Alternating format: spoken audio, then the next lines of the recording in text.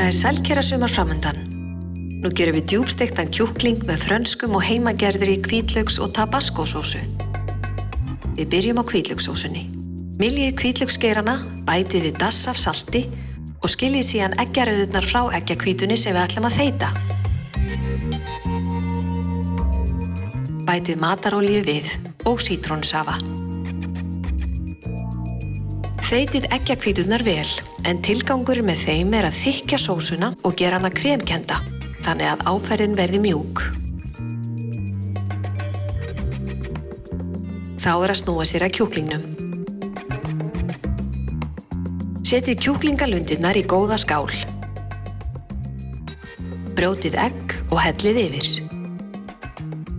Veltið síðan kjúklingnum vandlega upp úr eggjunum.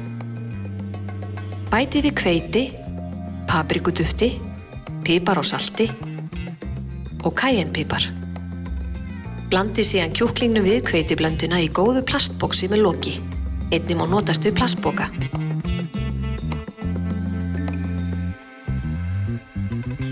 Nú er mál að steikja kjúklinginn.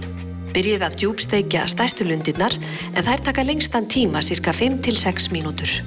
Þegar bitarnir eru krispi og fallega brúnir, takið þá upp úr og leggið á eldhúspapír. Geymið kjúklinginn í heitum ofni á meðan þið djúpsteikið kartöflurnar.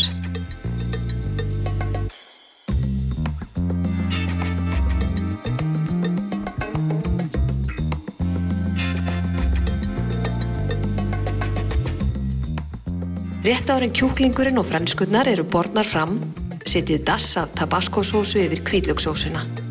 Verði ykkur á góðu.